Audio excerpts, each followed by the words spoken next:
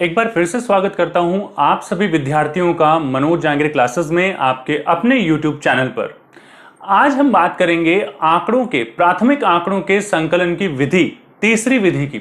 इससे पहले हम इसकी पहली विधि यानी कि प्रत्यक्ष व्यक्तिगत अनुसंधान और दूसरी विधि अप्रत्यक्ष मौखिक अनुसंधान पहले से ही पढ़ चुके हैं। अगर आपने वो वीडियो नहीं देखे हैं तो इस वीडियो को देखने के बाद यहाँ कार्ड सेक्शन में मैं आपको ये लिंक जो है अवेलेबल करवा दूंगा, उपलब्ध करवा दूंगा। आप वहां पर जाकर और वो वीडियो जो है देख सकते हैं।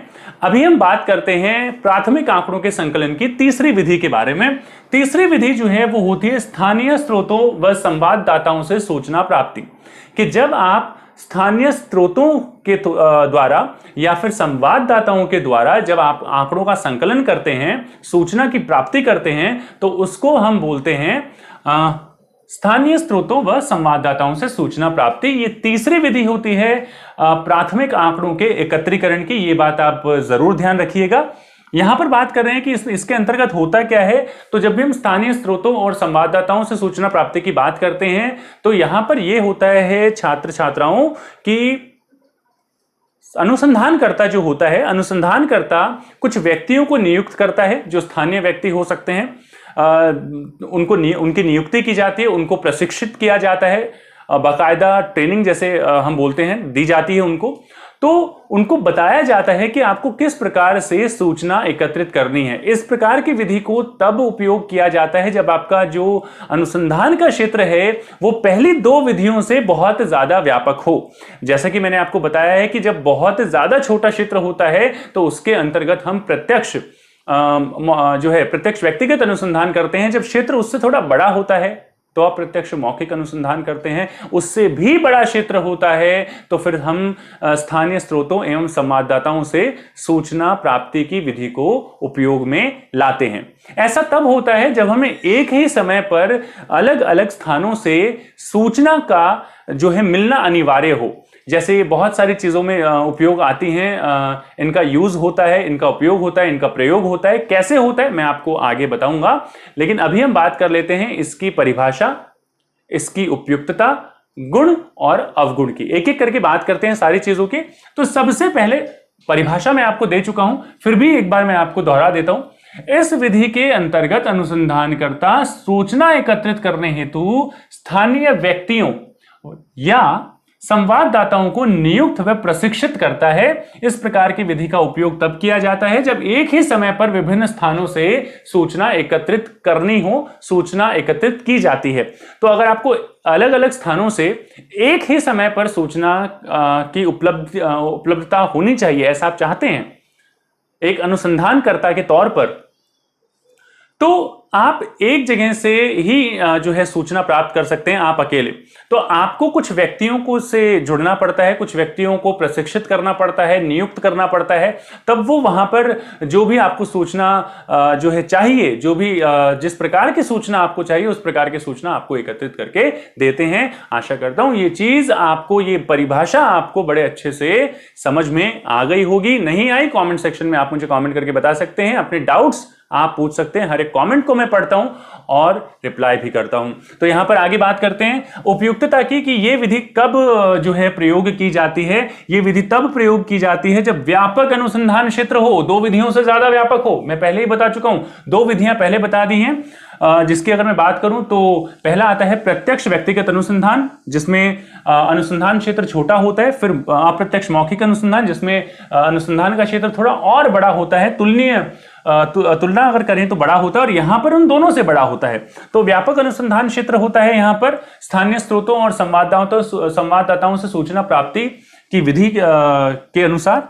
जब शुद्धता की अधिक आवश्यकता ना हो तो भी हम इस प्रकार की विधि को प्रयोग में लाते हैं। शुद्धता की बहुत ज्यादा जरूरत नहीं है। आप मुझे सामान्य तौर पर बता सकते हैं कि आप कितने घंटे पढ़ते हैं, तो मैं कोई भी जो है एक अनुसंधान कर रहा हूं, उसके संपर्क में मुझे आपसे कुछ सूचना चाहिए। मैंने आपसे पूछा अलग अलग बच्चों से जाकर कि आप कितने घंटे पढ़ते हैं, किसी ने 2 घंटे, 3 घंटे, 4 घंटे, तो बहुत ज्यादा जिसमें शुद्धता की आवश्यकता नहीं होती। इस प्रकार की सूचनाओं को इस विधि के द्वारा जो है एकत्रित किया जाता है। निरंतर सूचना के लिए इस प्रकार की विधि का उपयोग किया जाता है। जब आपको निरंतर सूचना चाहिए, लगातार बिना रुके जब आपको सूचना चाहिए, इस विधि से अच्छी और कोई दूसरी विधि आपके लिए नहीं हो सकती।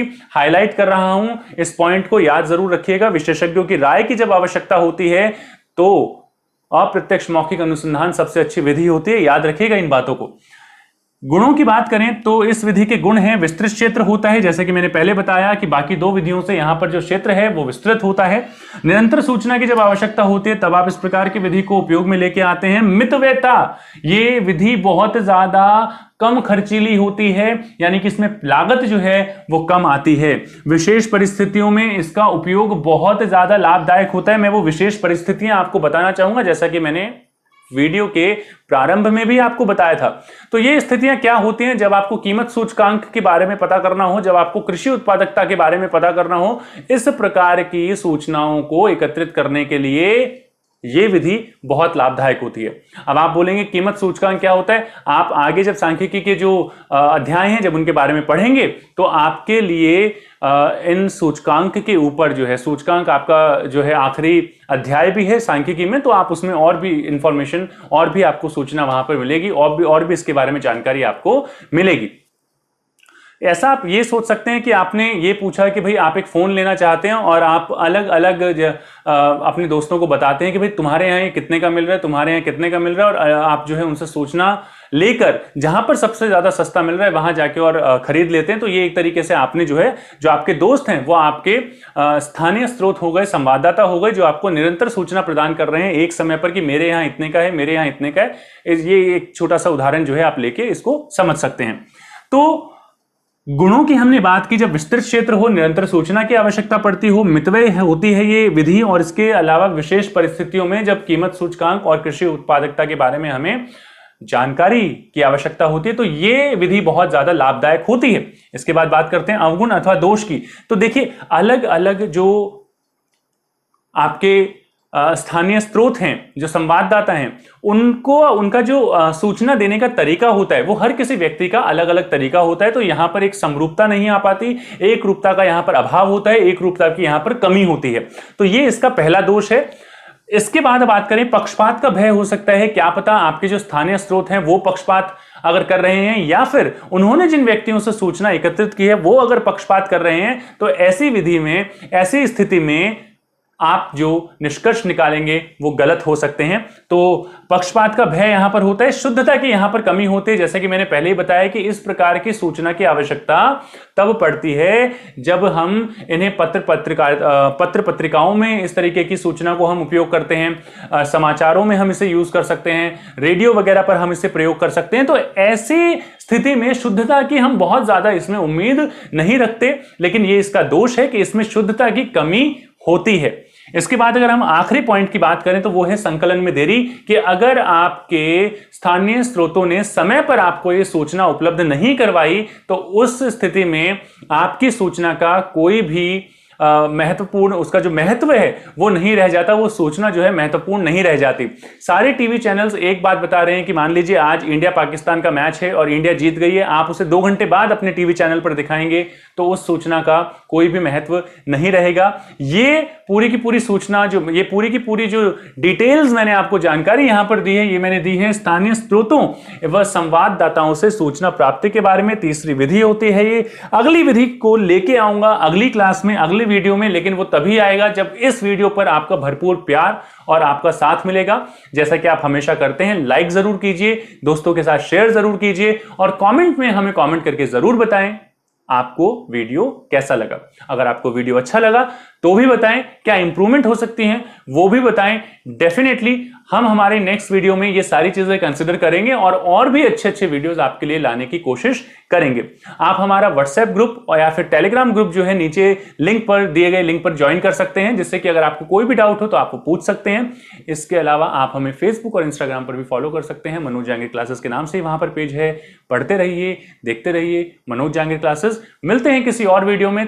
धन्यवाद।